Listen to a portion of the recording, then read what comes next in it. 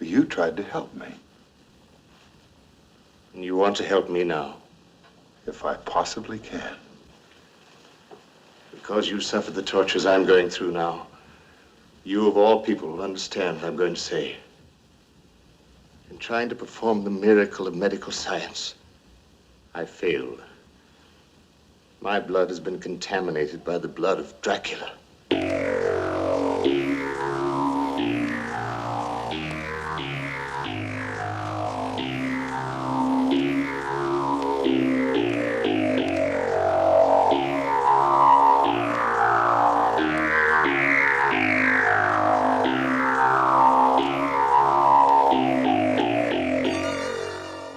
Good evening, guys and ghouls, and welcome back to Monster Craze Memoirs, a generational podcast about B-movies. I am your host, Ian Garcia, and joining me as always is my father, Rocco. Hello. So before we begin this podcast, obviously this episode won't be going up until Saturday the 18th. We're recording on Tuesday the 14th.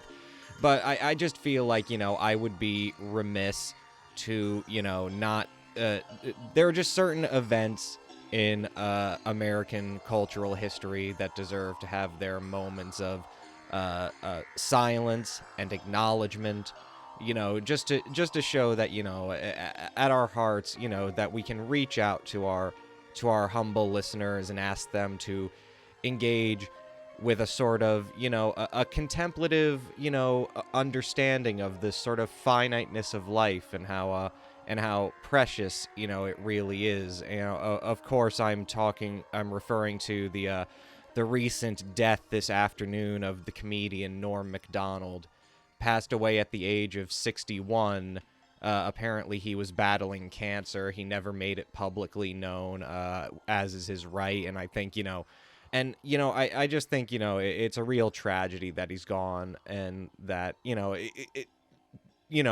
2001 has already been a hell of a year as far as the deaths of very talented, famous people. But I just thought, opening the episode, I thought it's not really germane to the series, but I just thought a little R.I.P. to Norm Macdonald was apropos. I only really discovered him around, really after I left college. Like, I wasn't really a huge...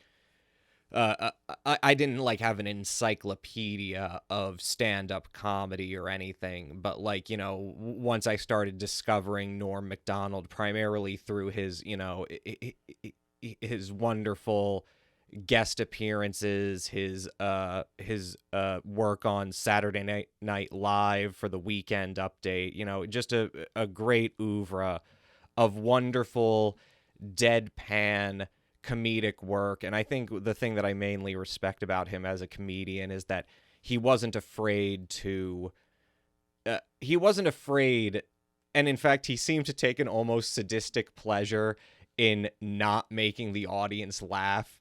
He seemed to I think that's the hallmark of his comedy, is that he himself, as long as he was saying something that he thought was funny, he didn't really care if anybody else did. And there's a certain charm to his stand-up and to his comedy that I think really, points to him as a very idiosyncratic artist and performer. And I just think that, just to finish it off, that this is a profound loss.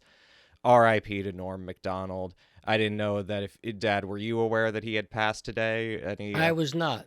Yeah, any particular fond feelings for Norm I Macdonald? did. I liked him. He was sort of like an Andy. He had the opposite of an Andy. Who's the other comedian that died also?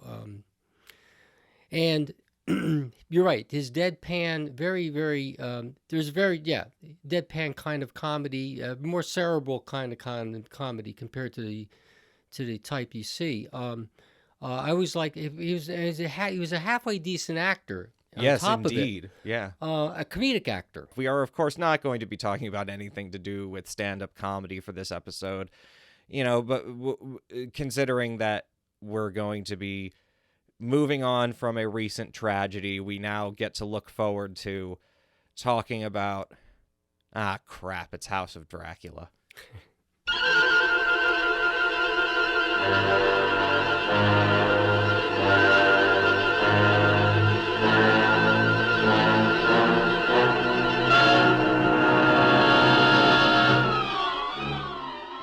I just want to. Here's what I'm gonna do. I'm gonna do the synopsis first. Yeah, it's a great and then, idea. I was and- ready to say, let's do the synopsis first. I think All it's an right. excellent idea. All right. So And then we'll bring out all the improbabilities. we'll try it back together again. Yeah. All right. Go ahead. Our story once again takes us back to Visaria, a town somewhere in the German Balkans, having previously been the main site of action in Ghost of Frankenstein, Frankenstein Meets the Wolfman, and House of Frankenstein.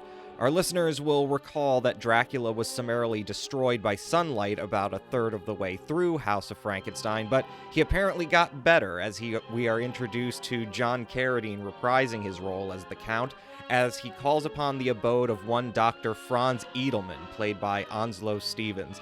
Edelman is another one of these jack-of-all-trades scientists that remote towns in the German Balkans tend to draw like gadflies to a horse. You'd think at a certain point, given past experiences, Visaria would make some kind of restrictive covenant against selling land to mad scientists, but for better or worse, Edelman is here, and Count Dracula is coming to him with a very strange request indeed. He wants Edelman to use his advanced mind and research facilities to cure his vampirism, freeing him from his curse of nightly bloodlust and returning him to mortality. Edelman accepts the challenge, even allowing the Count to set up his coffin in the basement of his castle, and begins treating Dracula with a series of experimental transfusions from his own blood. But what Edelman does not know is that Dracula has an ulterior motive. Having previously met and taken a fancy to his nurse Malesia, played by Martha O'Driscoll, he has surreptitiously stalked her to Visaria. Though the Count seems earnest about wanting to cure his vampirism, the aroma of fair flesh and virginal blood may be too strong for him to overcome. Now, Dracula isn't the only ghoul seeking Edelman's expertise, however. He also gets a calling from the Wolfman, Larry Talbot, played once again by Lon Chaney Jr., who is Lon Chaney. Yeah, who is also seeking out a cure for his own rare condition.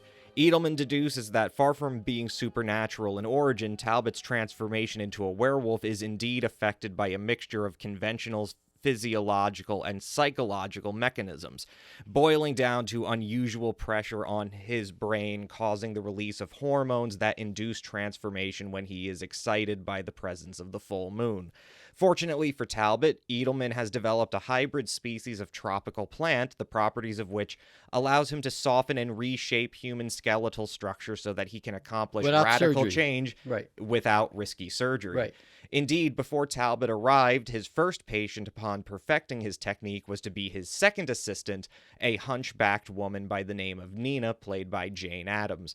Talbot is impatient to learn that it will take quite some time for Edelman to grow a sufficient amount of the plant to be used in treating him, and thus decides to attempt suicide by leaping off the cliffside into the waters below. Correctly deducing that Talbot would have been swept by the violent current into one of the many underground caverns beneath the castle, he descends into one and successfully convinces the still-living Talbot to stay on as his patient. By chance, while exploring the caverns, Edelman and Talbot also discover the body of the Frankenstein monster, which the doctor brings up into his laboratory for some more extracurricular research, though Nina and Talbot successfully convince him to not revive the creature. Rather than committing to his treatment, Dracula continues to make his diabolical play for Melissa, or however you pronounce that. Melissa, you're right. Melissa. Melissa. Yeah, realizing that the Count cannot be trusted, Edelman attempts to accelerate his treatment with another hasty blood transfusion, though he has not yet fully recovered from the last one. Edelman passes out on the transfusion table, and Dracula, rather than accepting Edelman's blood, injects the doctor with some of his own. Dracula makes a final attempt at Nina, but everyone intervenes in the nick of time, and Edelman ultimately destroys the Count by chasing him back to the vulnerability of his coffin and then exposing him to sunlight, destroying him. Nonetheless, he has now been contaminated by Dracula's blood. By day, the doctor is his old self, successfully performing operations on Talbot and apparently curing his lycanthropy, while by night he transforms into a ravenous lunatic. It is in such a state that he gives life back to the Frankenstein monster, and when Nina attempts to intervene, he kills her. Talbot arrives and shoots the doctor, which in turn sparks a confrontation with the monster that sees the laboratory and the castle going up in flames. The monster is destroyed. Talbot and Melissa manage to get out in the nick of time, and hopefully the city fathers of Visaria look into how to rebrand their town so as to avoid the interests of future men of science.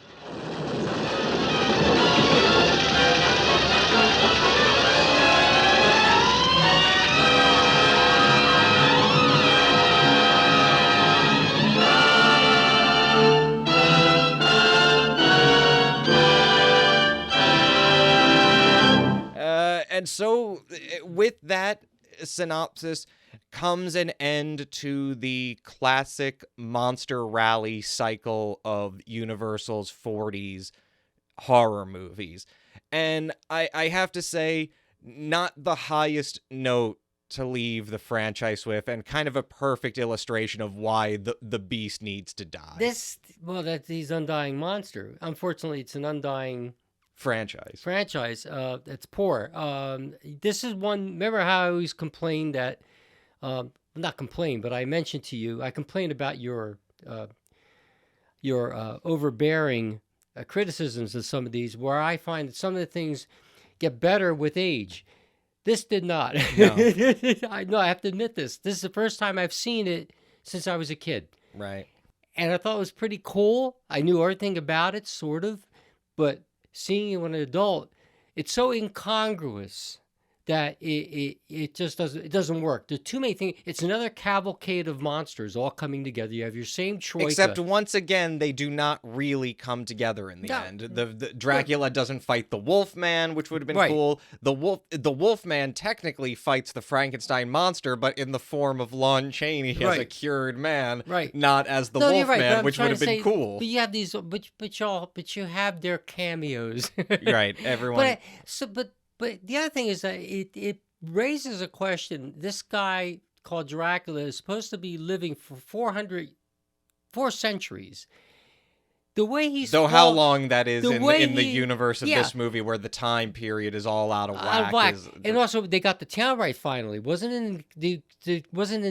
In Frankenstein, no. Okay, last time was Frankenstein. It was supposed to be Visaria. Wait. Where the castles get switched. Yeah, let's do a short. All right, so a short recap on the completely screwed up chronology of the Monster Rally franchise.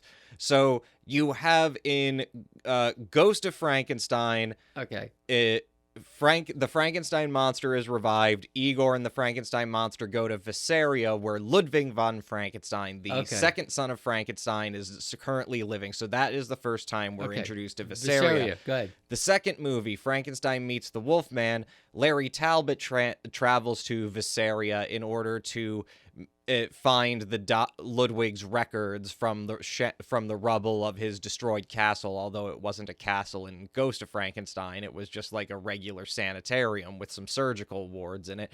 But anyway, he goes there. He finds the Frankenstein monster again. They duke it out.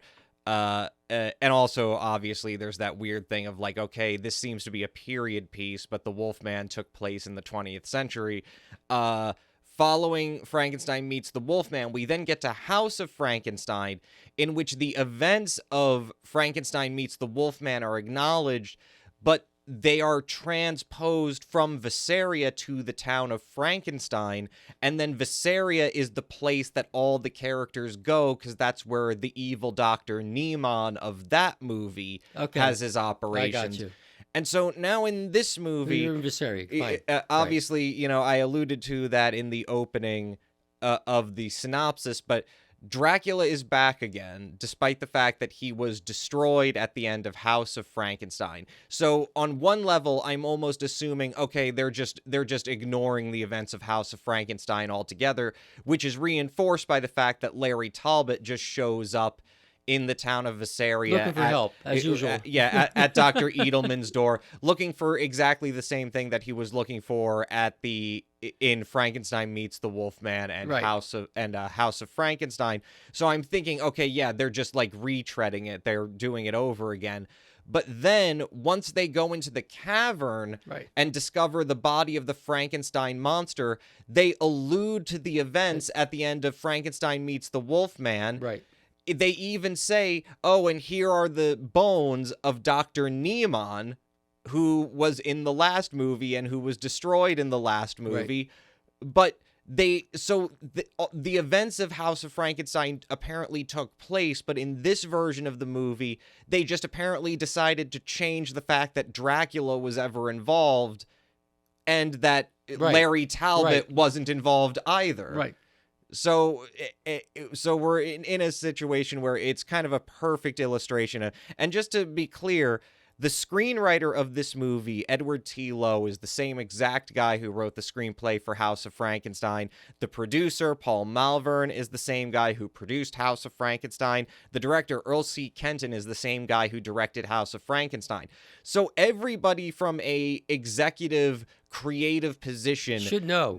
Well, they do know what they're doing, but it sort of is the point of it's just the, you know, it's just the pen in the pudding that they just, you know, they really didn't give a crap. Like this is them going through the motions, redoing the thing all over again, just slightly different and not nearly as interesting. No, it's not. And there's so many incongruous things. Like this guy, like I was mentioned, Dracula's supposed to be 4 centuries old, yet he's fallen prey to women.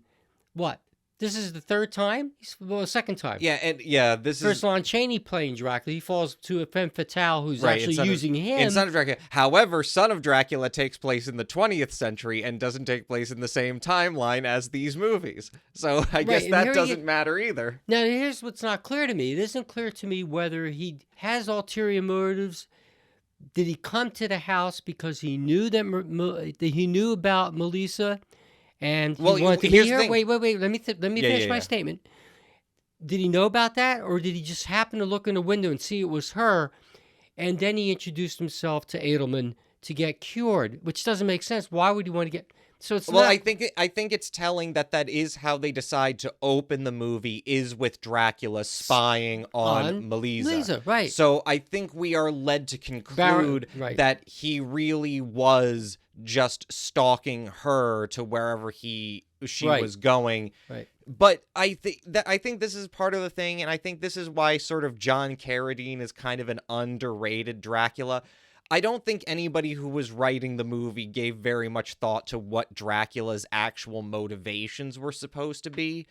But I think John Carradine does a very interesting thing where I think he tries to play it at first as if Dracula really does want to be cured. And it's not just that he has an ulterior motive in pursuing Melissa. He wants to be cured so that he can be with Melissa. Right. And I think this is one of the more interesting, probably one of the sole interesting things about the movie. And I have to say, it's like, just like this being a total retread of House of Frankenstein, House of Dracula, ultimately one of the reasons it doesn't pan out well at all is because the most interesting thing about it is the Dracula plot, which turns out to just be a totally a non sequitur that doesn't contribute to what the climax of the movie is. It has actual human interaction there. Right. It isn't just a cavalcade of animals of creatures that are just coming on and off the set. You're right, and again, once again, there's something. Hey, this may be pretty cool now. And then what happens? He gets a little dose of sunshine. He turns back to dust again, or whatever, kind of skeleton. And the other thing that doesn't make sense to me, Edelman discounts the fact he believes in Dracula, and he knows about the Frankenstein monster, but he disbelieves that Talbot is a werewolf. I mean, it doesn't make any. It's incongruous to some point. There's really it's a lot of. I mean, it's a lot of hokum. But that's another thing that I think. Again, it's interesting. It's not a good way to say it. It's not good, but it is interesting that what we're seeing with House of Dracula. Because I knew you were looking forward to seeing this because you just wanted to see the finally the Wolfman movie where Larry Talbot is finally cured. This is a fitting end to his tragic arc as a character, which literally transcends time. He goes backwards in time. He goes forwards in time. He's a timeless, tragic Greek sort of. But he does hero. raise the point that he's been screwed over 3 times already. Exactly. Every time he's looked for help, which doesn't make any sense because the events of House of Frankenstein didn't happen, so he would only be referring to the events of Frankenstein meets the Wolfman. There's no pattern yet, but I guess, and of course, I do. I And have Lionel Atwill looked like he was bored. He looked like he's saying the same. He looks like Yeah, he yeah. come on the set and say lines, and all of them are the same. That's another weird thing is that Lionel Atwill is here playing the chief of police. Because Right. he Police also inspector. he Yeah. also played the chief of the gendarme. He played an inspector in Son Right. of Frankenstein, Right. and he also played the mayor of Visaria in Frankenstein Meets the Wolfman. He's been in pretty much every one of these Yes. movies, I Yes, he think. has. I mean, he's just the guy. And this is another thing that you start to notice with a lot And he of these. plays one of the scientists that gets killed. Right. Yeah, in Ghost of Frankenstein, he right. plays Ludwig's former mentor turned Makes him assistant. jealous, so right. he keeps appearing in every one of these movies, and yeah, he's kind of going through the motion. It seems like everyone involved kind of knows that there's not much going on with this movie. Except the cameos, for example, not cameos, but the new people. For example, number one, John Carradine. I would like to see him in a full fleshed out movie. Yeah, a real Dracula A real movie. Dracula movie, because he has a lot of presence to him, and he plays it well enough. He's not not an overbearing kind of fright like Christopher Lee does, and more recently in Hammer films. But there's something about him. It's almost like a harkening back to a Bela Lugosi aristocracy. I think you mentioned that once before. Yeah, That except sort of- even he's not that European, so you get a feeling that he's more Americanized, if yeah, you will. and I or- think he yeah. develops upon and he goes further than Lugosi's performance because his performance isn't as affected. Yes. You can imagine his version of Dracula. The interesting thing about John Carradine's Count Dracula is that his version of the character is actually closer to the version of the character created in the 1920s play adaptation, which inspired the 1931 Universal film. It's closer to that in the fact that you can imagine this because of course Bela Lugosi only played Dracula in the American adaptation of the play, and then in the movie, in the original British version of the play, he's portrayed by a native English speaker. So there's this extent to which John Carradine is kind of returning to the original theatrical conception of Dracula as a guy who can fit into polite society. He can engage in urbane conversation. There's this extent to which that, and I think what John Carradine does that is very interesting, very much related to, all right, so is he just after Melissa or does he authentically want to be cured? What John Carradine does is he gives us a version of Dracula who is not defined solely by his hunger. He's not defined solely by his animal urges. He does appear to be a character who is at least somewhat conflicted about his identity as this immortal being, maybe regrets it. And, Well, obviously he regrets it if he wants to be cured. Because let's be real, he doesn't have to, and that's the thing about his ulterior motive, he doesn't necessarily, if it's not earnest, he does not have to go to Edelman and say, will you cure me? He does not have to subject himself to these blood transfusions. Exactly. He does so voluntarily, and there are these, great slight moments between John Carradine and Martha O'Driscoll, which, in stark contrast to, Son of Dracula as the obvious comparison, feel earnestly romantic. Yes. And in a dark way, of course, because ultimately what we see is Dracula basically being taken over by the dark aspect of himself. Like, and I think I can put it in the way of, like, this is part of the ongoing adventures of Schmuck Dracula. He's it's a very interesting version of the character who is not really like a monomaniacal figure. He's not really a character who is solely defined by one thing. Right. And because of that, he's slightly less threatening and thus more sympathetic, because you have this conception of him as this really nuanced, interesting person who, unlike, it's not like the Wolfman or Dr. Jekyll and Mr. Hyde, where when Dracula transforms into the blood drinker, the one who's trying to possess Melissa and make her his prey, he's not transforming physically. John Carradine is forced to undergo this really subtle transformation where there's this very inconspicuous transition from the Dracula who is earnestly enthralled with and enchanted And by the controlling Melissa, one. and the controlling one Mm-hmm. who only knows how to do it one way. I mean, and there's some very effective scenes where, you know, when he knocks out by just looking at the Jane Addams character, right, with the hunchback, right, His gaze makes her pass out, right, Right. and then they did a very interesting where they smudged the there's some whole sort of aura, like there's an aura being cast off by him.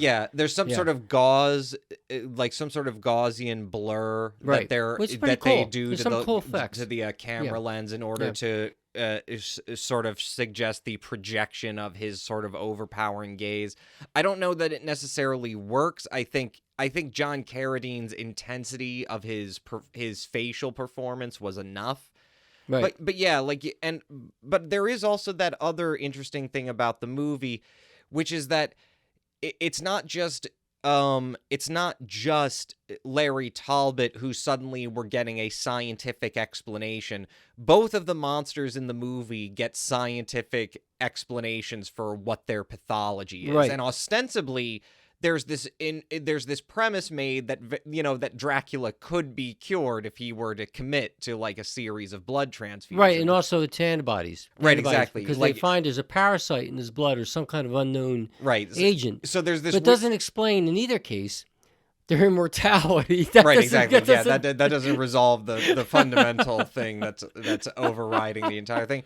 But it is interesting to the extent that I think you're noticing with House of Dracula this transition distinctly, not just from gothic horror movies to monster movies, but a de-emphasis on the supernatural and a sudden sort of new undercurrent of science fiction. Right, exactly. You're getting the first taste of this, yes. And I think it's interesting because I think House of Dracula makes a lot more sense when compared.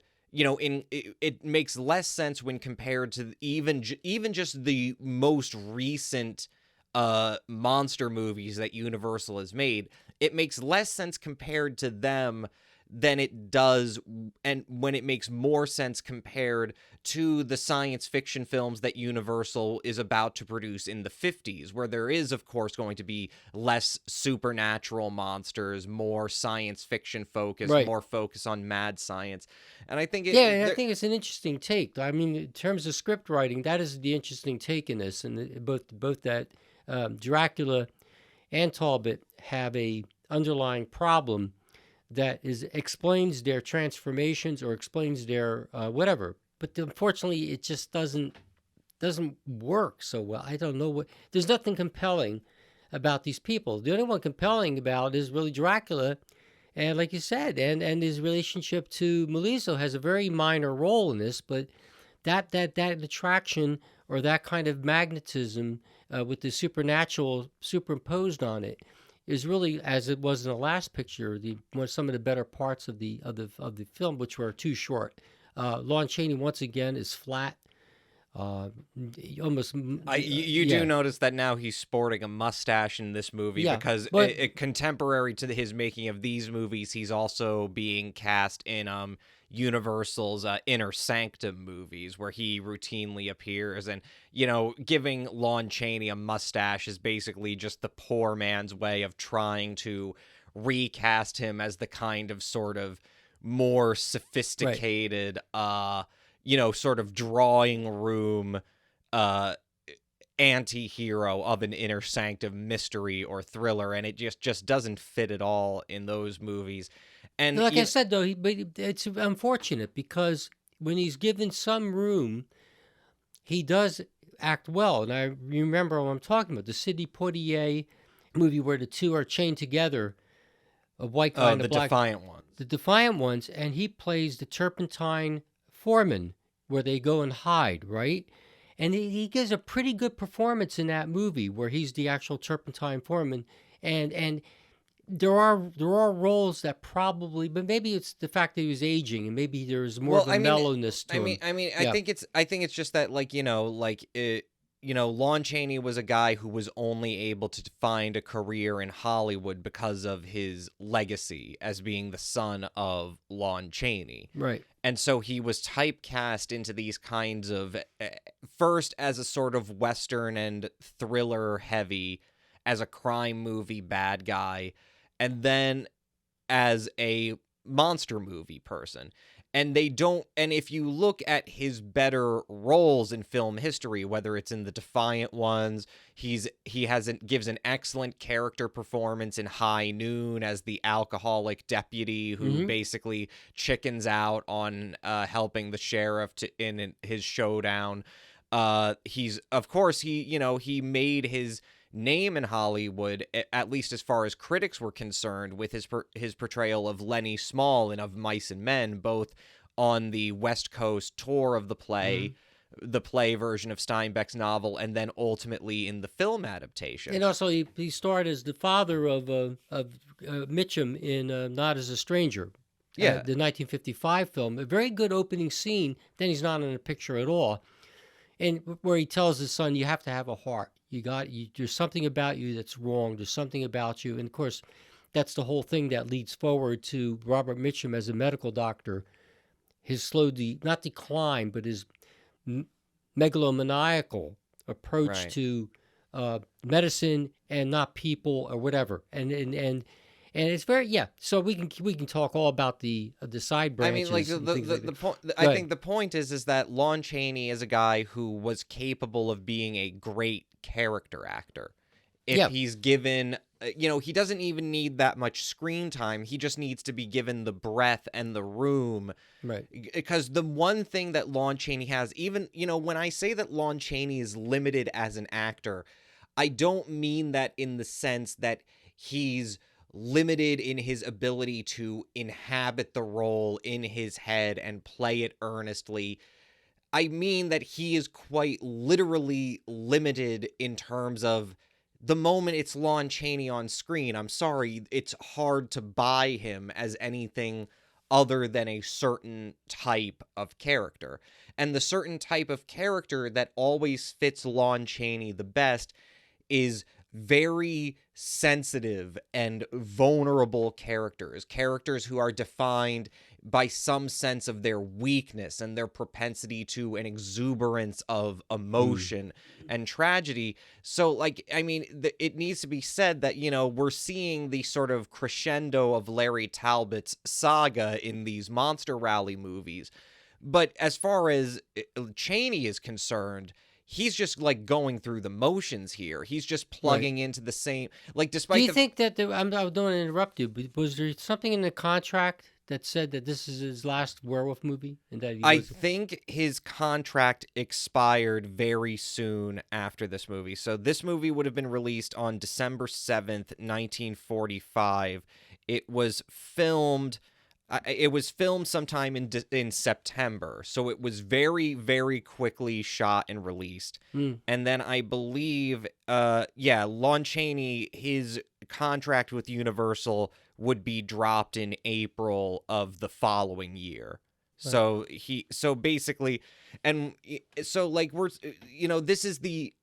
We're getting to the point where we're coming to the end of another horror movie era.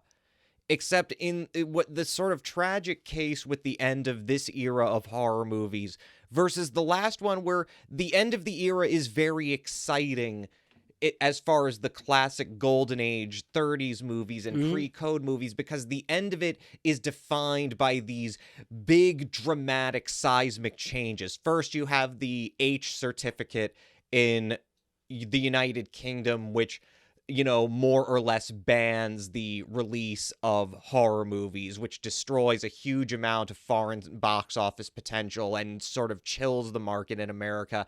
Then you have, the Laemmles driving Universal into near bankruptcy, the complete regime change that comes in.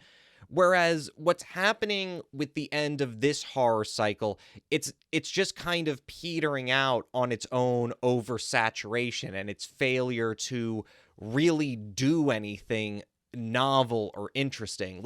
Quite literally, House of Dracula is the same movie more or less as House of Frankenstein, just not as interesting.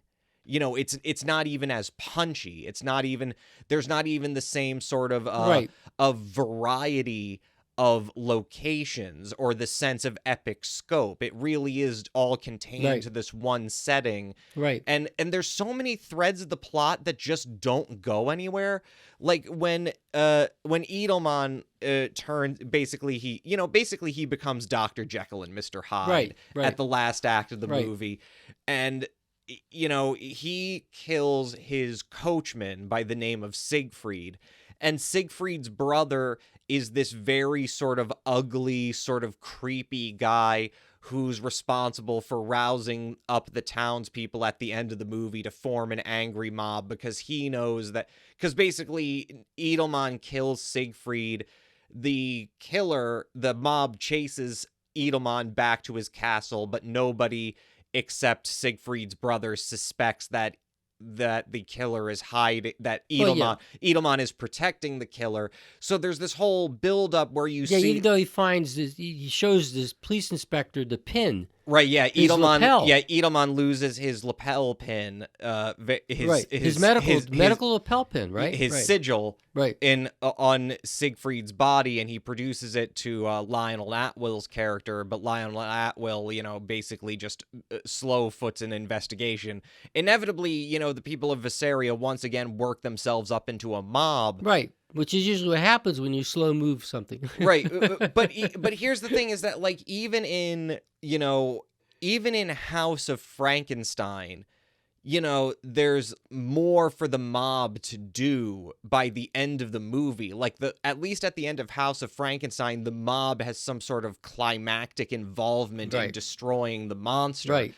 In this one, you have this entire build-up. You even have, like, this great character role given to, I believe it's, what's the name of the character? Steimel, played by this very, very interesting character actor, an English actor named Skelton Nags. And that in itself is such an interesting name, Mm-hmm. very visceral.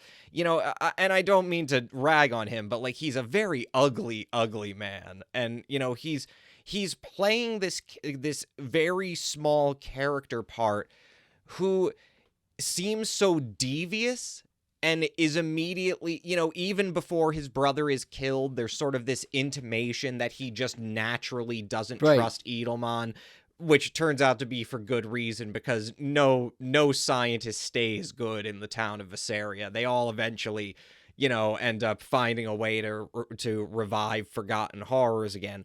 But there's this whole thing that is built up with this Steinmull character in terms of really making you, like, get creeped out by him and wondering, oh man, he's about to rouse up the mob to go to Edelman's castle right at the moment he's reviving the Frankenstein monster. Gee, I wonder what epic thing is about to happen.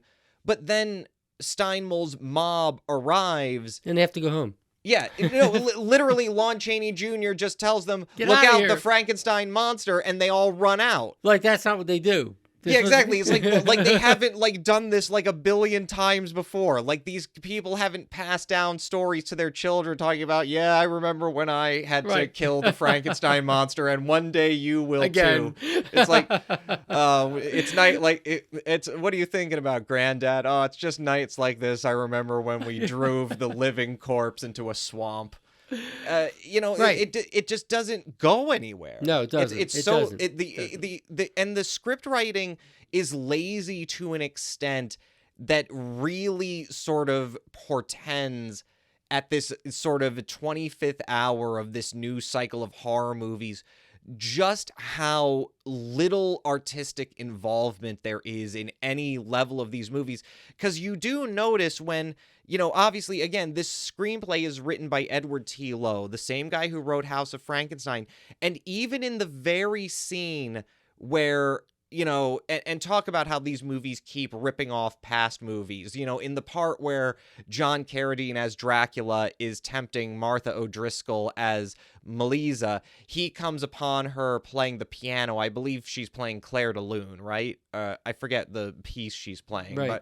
but you know, so there's this great moment where his presence starts influencing And her. the lines are exactly the same. Yeah, the lines are almost I exact. see a people that are walking around Who but they're are not alive. yeah, whatever. it It's is the exact same, it line is by line. almost taken line for line from the same exact scene between John Carradine and the previous actress from House of Frankenstein, from the first third of that movie. Which is better? You admire my ring? When I look at it, I see glimpses of a strange world. A world of people who are dead and yet alive. It is the place from which I've just returned. It frightens me. I've never heard this music before, yet I'm playing it. You're creating it. For me. It frightens me. It's beautiful. It's the music of the world from which I come. It makes me see strange things. People are dead, yet they're alive. But even on another level, we've seen this scene before where a woman is sort of enchanted by dark magic and because what happens is she's playing one piece, but then because of Dracula's influence on her, she starts playing this terrifying sort of dirge that keeps building and building before she finally regains control of herself. Right. And I'm thinking to myself, oh, this is from Dracula's daughter. Your cradle song. A song my mother once sang to me long, long ago. Rocking me to sleep as she sang in the twilight. Twilight. Quiet. Quiet, you disturb me. Twilight. Long shadows on the hillsides. Evil shadows. No. No, peaceful shadows. The flutter of wings in the treetops. The wings of bats. No, the wings of birds. From far off, the barking of a dog. Barking because there are wolves about. Silence, I forbid you. Forbid. Why are you afraid? I'm not. I found release. That music doesn't speak of release. No. You're right. That music tells of the dark. Evil things. Shadowy places. Stop! Mine is a world without material needs. It calls to me, but I'm afraid. The fear will pass as the music becomes fixed in your mind. It will make you long to be there.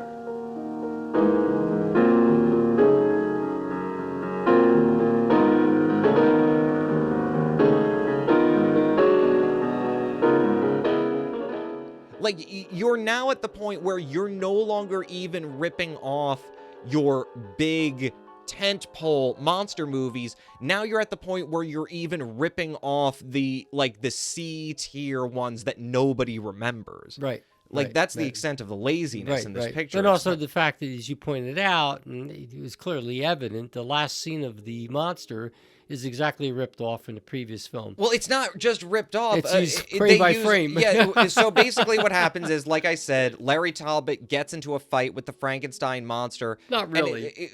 I mean, Not really. basically he turns over, the editing is done terribly here. And for a reason that I'll get into in a bit, but suffice to say, Larry Talbot turns over some chemicals. It sparks a fire. Everything starts going up in flames. He gets this mob that has been built up during the climax gets basically nothing to do. They all run out as he's leading them away. Larry Talbot escapes with Melissa. They walk off into the sunset, which is exactly what happens at the end of Ghost of Frankenstein.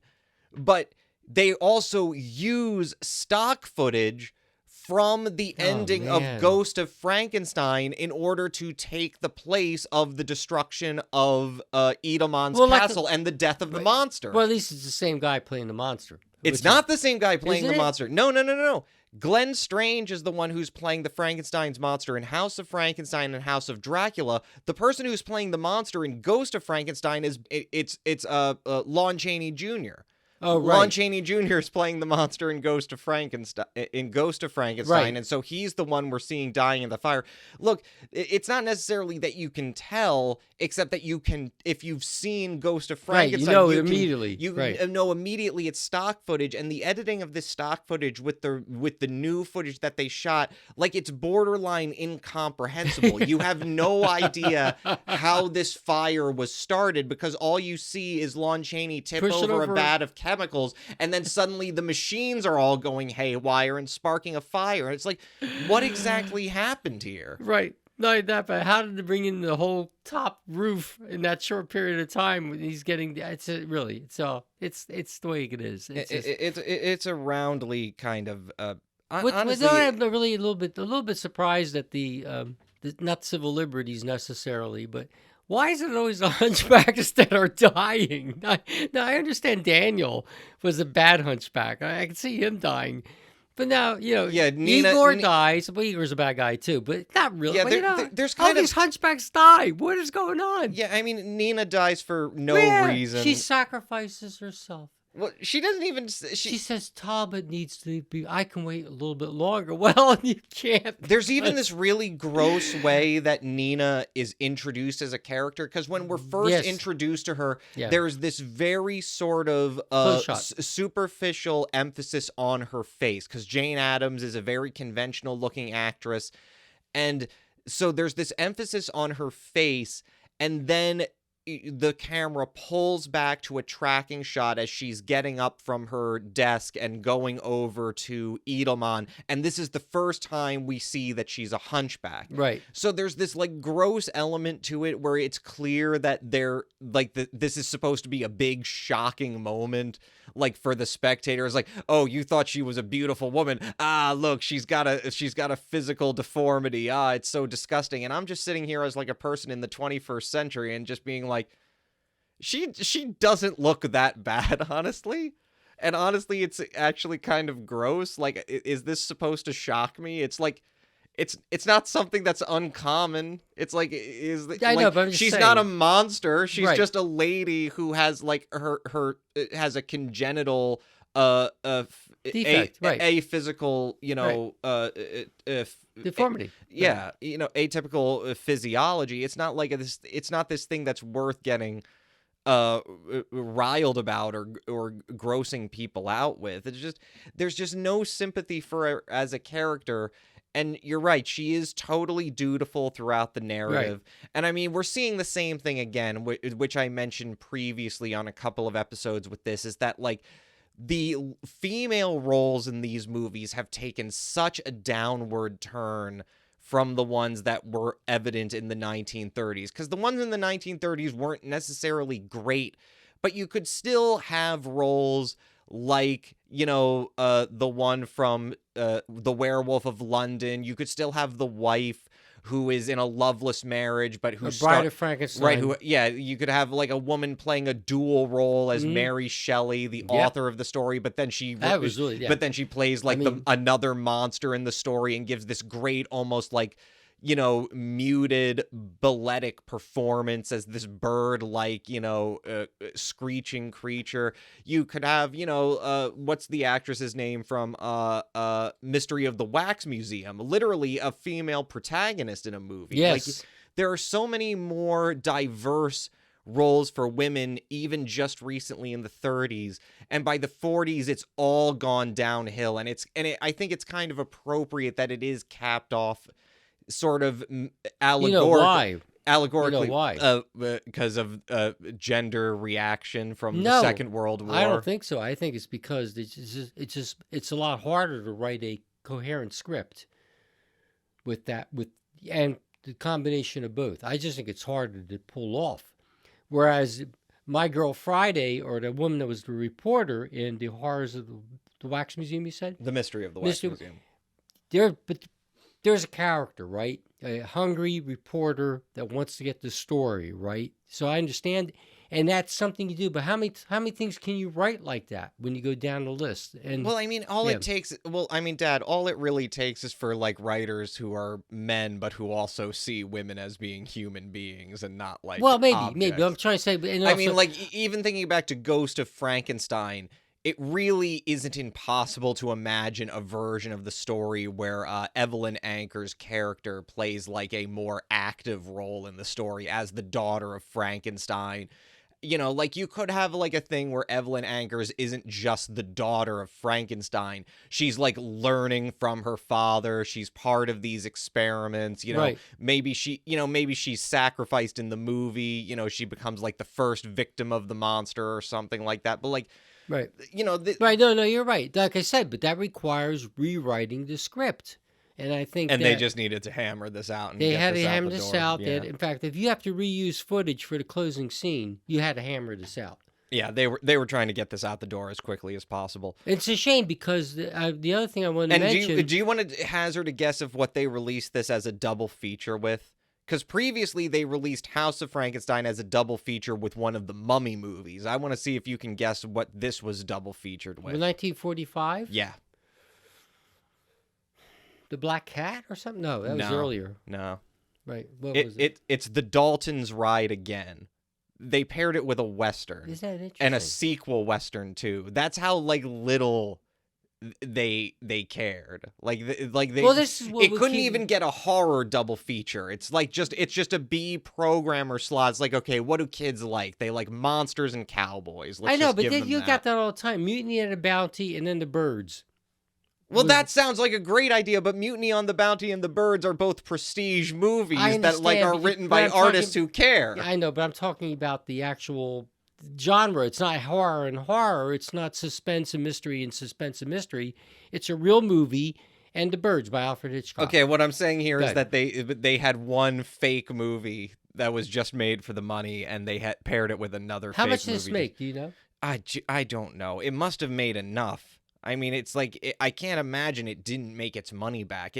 That's another thing about it. It just looks cheap. Yeah. There's just Yeah. even just comparing it to House of Frankenstein. Yeah. House of Frankenstein Very is limited scope of their shots are more, how do you say, less panoramic, less depth of field, more close wherever they're working, right? yeah, there's just a lot less versatility Here's to the the thing. camera, a lot less expressiveness. Explain this to me. They go down in that cave, right? They find When they're going down in the cavern to rescue Talbot, yeah. right, and they go through. My dear boy, divine providence has allowed us to have the perfect environment to grow these spores for which we can generate enough. And they find the Frankenstein monster, and then an entrance to. Does that go back into Edelman's house, or does that go into the? I don't know where that goes. Yeah, it goes. They discover that there's another entrance back into Edelman's house, which seems to. So Edelman had all that equipment, all the electricity, and all that stuff set up already. No, what I think what's implied is that Edelman sets up once he realizes that there's a natural portal from my house to these caves where I can just naturally grow this exotic plant that I need. That's right. That now I can have the facilities to do this. Because what's her name? Melissa almost falls off the stair as she's under the Right. trance. He very quickly he forgot to install railings when he was building there's no the OSHA stairwell. back then, so exactly. Yeah. So he just died. Not a lot of labor protections. Yeah, it's What you have to really admit, though- unfortunate that Melissa and Nina didn't unionize. The other thing I want to mention is that I thought the athleticism of what's his name, or Onslow Stevens when he's being chased, hopping over a fence, climbing up a vine, over a wall. There are some interesting athleticism portrayed. Even Talbot, I which think some is- of those might have been a stuntman. I don't think. I think it was him. I think it Onslow was him. Stevens. I mean, the dude was born in 1902. So I mean, so it's not impossible. Like he's in his mid 40s when he's making the movie. This You know, looked it's like not. he was- It's well, not maybe not. Maybe it wasn't him. I don't think they would have risked it. But like, you know, it's like he he gets to have an interesting sort of Dr. Jekyll and Mr. Hyde transformation. And let me ask you a question. It's not completely unfounded, because they do have that moment where they sort of allude to his like darker half is more when he's trying, he discovers the Frankenstein monster. Immediately he's like, well, I've got to revive the thing in the interest of science. Right. And Nina and Lawrence Talbot have to be like, are you insane? What is wrong with you? They're the Ian Malcolms, right? Yeah, exactly. Right. But here's what I have to ask you. How did they do the scene with the mirror where Melissa and of course then the Jane Addams character sees them in the mirror and watches them? Is that a double mirror, or do you know how they did that? Or that would have been, just a matte shot. Just like you like the Invisible Man, sort of like that. Yeah, sort of like that. You take one exposure of the scene, which is you mask out the mirror. I see. And then you shoot a complementary scene, framing it very specifically. So like, you have the wide shot, you have Melissa and Count Dracula in front of the mirror. Right. We're from Nina's perspective watching them. Right. And this is the all-important scene where Nina sees that Dracula cast no reflection, because previously Edelman has just neglected to inform his staff. Well, he wanted to keep it private. That they are now, they're it's like he might not follow OSHA regulations, but he takes his HIPAA oath very seriously.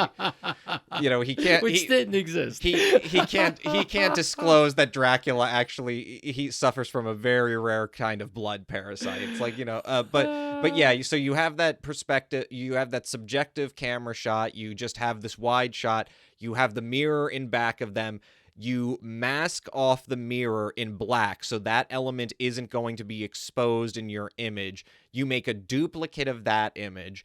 You then shoot a complementary scene in which you very specifically shoot it through probably some sort of masked off a matte, which is basically just a glass pane where you literally black out the sections of it that are going to cut off, and you're only isolating this very small bit of the image, which is supposed to represent the reflection of the mirror.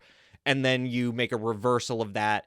You composite the two shots together. You make a duplicate positive of that, and then you have this create the illusion of a version of the first side of the mirror where you see Count Dracula, and then the other side where Martha O'Driscoll is just interacting with herself. Right. And of course now we're just acknowledging that vampires don't cast reflections again, as opposed to Son of Dracula, where everyone just conveniently forgot that. Right, that in the hallway. Yes. The mythologies of these monsters continue to change depending on what is demanded by the plot of the movie, or whatever they think is going to be interesting in the moment. So thank you for explaining that. I thought that was a little bit and also I have to admit that some of the transformations of Lon Chaney were more fine. They were more gradual and more painstakingly done as he transformed in the police station, where they finally realize he's a wolf man or werewolf.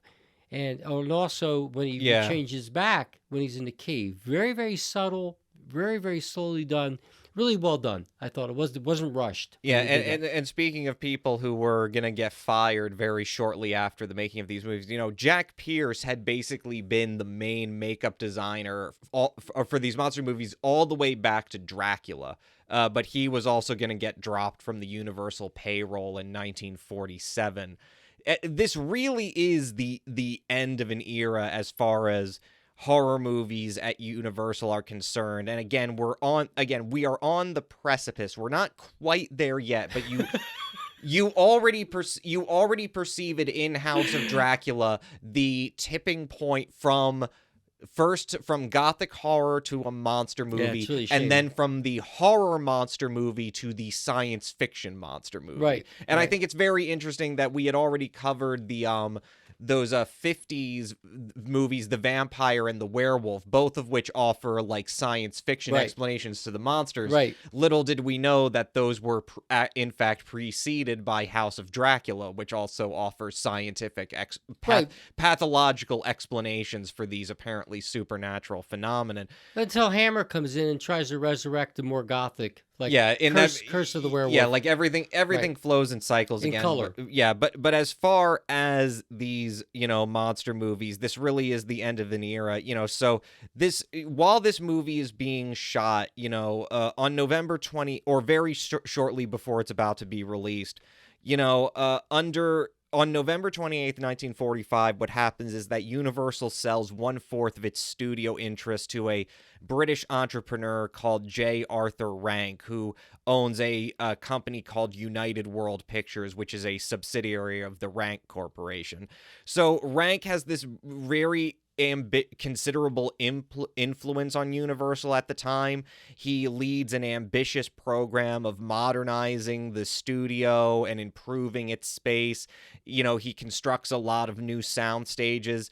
And under his initiative, there's being less investment that's given to the studio's B-picture movie departments. Now, I should say this is a mistake that new management keeps making over and over again at Universal, because, when the Laemmles were first kicked out, there was sort of this like belt tightening regime where they were investing. They said, all right, we're going to invest less in prestige pictures and more just refocus on our B movie program. Then, the Cliff Work and Nate Bloomberg come in as this sort of, the tenured of directors of the studio throughout the first half of the 1940s. And for a brief time, they do try to turn it into a prestige studio, but then they also, just like the Laemmles before them, nearly snowball the company into bankruptcy. And so they say, all right, we've got to focus on two things. One of those things is horror movies, and the other of those things is Abbott and Costello movies. So more or less, that's what's dominating the Universal palette, is like, obviously production budgets are getting much more expensive as inflation rises and the costs of production increase, especially during a wartime economy. That's another aspect of the history of the film economy that is often neglected in histories of it. The fact that so many resources were going to the war effort, that this leads to subtle increases in prices on all areas and sectors of the economy, because so many people are now being taken into the draft and so many people are now fighting overseas. Now labor is becoming more expensive because labor now has more bargaining power. There's more demand for labor. Well, so some materials, right? Right. So even B movies are getting more expensive about this time, but like more or less it's, and you especially see it by the midpoint of the 1940s, with House of Dracula, even, House of Frankenstein could dress itself up like a fairly prestigious looking movie. Like, at least with that movie, all of the money is up on the screen. With House of Dracula, you kind of wonder where a lot of the money went. I mean, knowing how little Lon Chaney Jr. was paid throughout his like film career, I doubt a lot of it went to the, the cast of the film. But so there's this, so now we're having this new cycle where now J. Arthur Rank is giving more influence on the company, and he has this yet another initiative where he wants to invest less in the studio's B picture movie departments in favor of cultivating higher quality products to boost the studio profile. So Rank also institutes a merger between Universal and the independent International Pictures on July 31st, 1946, which eventually results in the new formation of Universal International Pictures. So this is where you get that transition from Universal to UI, which is what we all recognize from when those science fiction movies that they make during the 50s. Would that be like the Creature from the Black Lagoon and all those? Are they UI? Yes. Okay. So then, in that situation, Nate Bloomberg and Cliff Work are out. The new executives are International Pictures executives. They come in. Those are William Goetz and Leo Spitz. they're subsequently taking charge of production. Nate Bloomberg is promoted to chairman of the board, but he is now having less involvement in the actual production of movies. So under Goetz and Spitz, the studio opts to no longer take box office risks on horror movies. Again, we're seeing a cycle repeating itself. This is exactly like when, this is exactly like when Standard Capital basically took over Universal during the mid-30s. In fact, it's almost to the day, like literally 10 years later, they're going through this same cycle again where they're putting the monster movies on hold. And so it's really going to come to kind of a tragic end. Like, the studio's final official horror release of the 40s would end up being a double feature of The Cat Creeps, which is a very underwhelming and critically maligned remake of The Cat and the Canary, and The She-Wolf of London. That was horrible. Both of which are released on May 17th, May 17th, 1946. Chooses a rake to kill somebody. And here's the thing. Notably, neither of these B movies features any iconic horror stars, and there are no supernatural elements to them. Right. Basically, they function. They're murders. They're mainly thrillers with elements of ersatz horror that are there in order to, attract, some would say, trick a core audience of American youth into coming. I did. Exactly. Yeah. Well, I didn't pay later, to see it.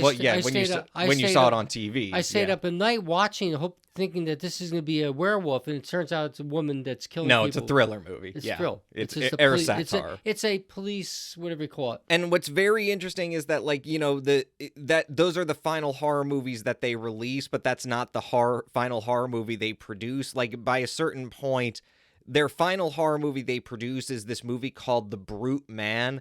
And there's something needs to be said about Universal during this period is that, and you see it with the number of actors who keep appearing over and over and over again throughout their 40s movies, whether it's Evelyn Ankers or Lionel Atwill. Evelyn Ankers is a particularly funny one because she appears as the love interest of Larry Talbot in The Wolfman. And then she appears as the daughter of Ludwig Frankenstein in Ghost of Frankenstein. And does shit. And so, right, and doesn't do it. Sorry. But here's the thing. But then in Frankenstein Meets the Wolfman, where they're supposed to have Ludwig's daughter appear again, because Evelyn Ankers has now played both the love interest of the Wolfman and also Elsa Frankenstein, they have to recast the Elsa Frankenstein role, because now if they have Evelyn Ankers in the picture, everyone's going to be confused by being wait, she was in the Wolfman. Like, we're not confused already. Yeah, it's like, exactly. But that's the thing. It's like, and you see it again. It's like, they talk about typecasting. I mean, they did like, it needs to be said, Universal did such a terrible job trying to cultivate new horror stars. One thing that was for certain, they were not going to get Boris Karloff back, because at this point he looked bored playing the Neiman? Neiman, yeah. Uni, what do you call him? I mean, at this point in Karloff's career, he was already so successful. He was making tons of money, right. First in the play version of Arsenic and Old Lace. But he was also a frequent voice actor on such radio series as The Inner Sanctum, lots of horror programs. So he was making plenty of money. He no longer had to do these sort of horror movies that, especially for a studio like Universal, who he always felt like, because that's exactly what they did. They shortchanged their horror actors. They treated them like crap. They were only interested in their name and their brand. They didn't really care about the art of the movies. And so you have this problem where Universal does a terrible job of actually cultivating a new generation of horror stars. Basically, they put all of their chips on Lon Chaney just because his name is Lon Chaney. But of course, as we all know, the problem is that Lon Chaney, the actor, is not a horror star. He may be a character star, and he's very good in The Wolfman and Frankenstein Meets the Wolfman, but if you don't give him a role that's like meaty and something that he can really invest himself emotionally in, you're going to get a crappy performance, or you're going to get a really crappy monster. And of course, Son of Dracula is sort of the worst case scenario, where it's like, why on earth are you casting this, Midwestern schmo as Dracula? Right. It totally doesn't fit. But probably even worse and more exploitative than Lon Chaney is that basically the only other attempt that Universal made to cultivate a new horror star was a guy named Rondo Hatton. Now, Rondo Hatton was an actor who suffered from acromegaly. He has this very, very, very distinctive look. And so you might not recognize the name, but you're going to recognize his face if you're a fan of these old movies. And, basically he plays a character called the Creeper in one of Universal's I saw that. That is a good movie. One of Universal's 1940s Sherlock Holmes movies called The Pearl of Death. They cast Rondo Hatton in The Pearl of Death, and someone gets it in their idea that, like, oh, we can cultivate this guy into being a new monster star, and that's where they're at, in terms of actually trying to cultivate stars, is that now they're at the point where it's like they're literally just exploiting someone's congenital condition in order to, like, try to figure out a way that they can make a horror star out of him. He appears as the Creeper in House of Horrors.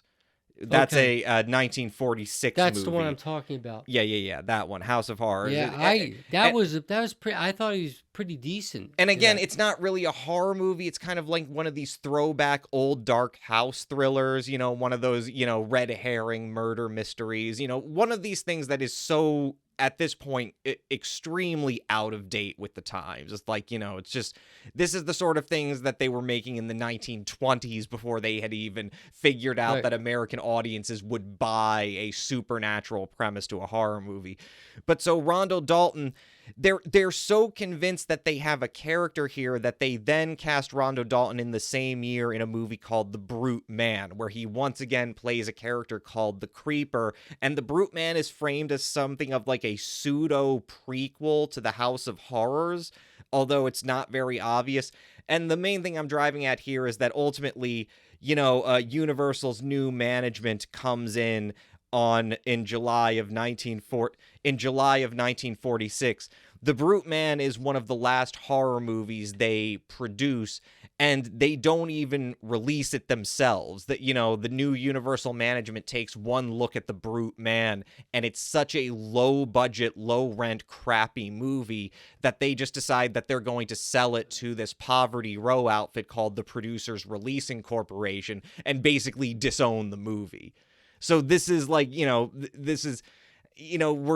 don't quite see, but we're already seeing the elements in House of Dracula. This is the end of an era as far as these monster movies are concerned. And like I said before, we can't even take, a sort of solace in the idea that at least there was a dramatic finish to the end of the to the end of the era. At least there was these big cultural and even like political shifts that are informing the end of one horror cycle. In this case, it really was just absolute cynicism, oversaturation, laziness kills the horror movie again.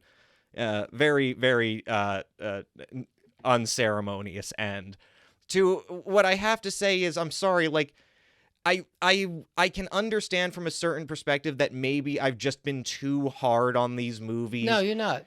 No, only critically, only in contrast to the 30s films, but I do have to say, like, on balance, this was like a terrible decade for horror movies. Yeah, it just wasn't up. Yeah, they've lost by moving out of the Gothic and trying to somehow capture the mystery of the Gothic and the human elements of it and bring it into these more modern pictures. Maybe it was destined to go that way. I mean, maybe that's what happened. And I think with House of Dracula, you are seeing that sort of like, House of Dracula is almost like an evolutionary dead end because they're introducing the idea of science being more of a like speculative science run amok, being more of a focus of these sorts of weird. You shot yourself in the foot. Yeah, these weird juvenile movies. Oh, well. But they don't have a novel monster to introduce it. Because at this point, no one's aware of the bomb yet. They can't even conceptualize what that would look like. But you still had others. Like Oh, wait, when did we drop the bomb? So maybe... Well, anyway, look, the point I'm trying to make is that, like, this is... we're not there yet in terms of like what the cultural fascinations are. No one's thinking about alien invasion yet. No one's thinking about mutation yet. You know, there's just sort of this element of House of Dracula that it's just like this weird missing link in the evolution of the, you know, the sort of drive-in schlock movie. So we still have to do the Western Dracula. We do. We have to do. As a bonus, maybe we can do it? We can do it as a bonus. Yeah. Well, I mean, that was the thing that I left it up to you. Or do you want to do Abbott and Costello meets Frankenstein? You know what? Let's do Western horror as a bonus for Jesus. I mean, actually, no, because Abbott and Costello meets Frankenstein is going to be up for next week. Okay, that's what I meant. Yeah. I'm not in a rush to see it. I just don't want to forget about it in terms of this whole over about vampires. I think it's an interesting twist of having a Western vampire. That's all. It's the fact that it's, you know. I think that would be good, but I would also, so like, yeah, we have to do Abbott and Costello meet Frankenstein. Right. And for this month's bonus, we can do like, we'll do it. We'll just do it, whatever. But like, I think like for this month's bonus episode, I would like us to watch Van Helsing. Oh, Jesus Christ, that horrible movie? Yeah, why not? It's a Monster Mash movie. I want to, you know, it's like, and it's appropriate. Why don't we watch the one with, you know what, why don't we leave it? Abe Lincoln. All right. And the Vampire Slayer. Abraham Lincoln Vampire Hunter? Oh my God! Why don't we do that? That goes right to the Western. I mean, it's a much better vampire movie. God. All right, so what was the one? Wait, before you go on. Oh, never mind. That's more modern. Go ahead. Let's do that. So actually, I'll leave it up to the listeners. I'm going to put up a poll once this episode comes out. What do you want to see? All right, guys, you have 3 choices for this poll. One of them, do you want us to do Van Helsing? 2, do you want us to do Curse of the Undead, which is this Western vampire movie that Dad is talking about? Probably a lot of people haven't seen it. Or do you want us to do Abraham Lincoln Vampire Slayer? Those people probably saw those movies, these more recent people. When you get to my age, you're talking about a film that was a Western. And just know, if you do choose Curse of the Undead, like Dad really wants to watch Curse of the Undead, but if you do choose that, I am also going to force him to be subjected to Billy the Kid meets Dracula. Absolutely not, because I've seen that and he's all arthritic. But it's John Carradine. I know, but he's all arthritic and no, forget about that. Oh, you don't want to see John Carradine? No. You don't want to see the end of Schmuck Dracula? No, that's all right. Well, we can still watch it. I mean, it's not like a big deal. Yeah. All right. It's color, right? Yeah, it's color. That's right. I figured. I mean, it's crappy color, but it's color. All right. Good.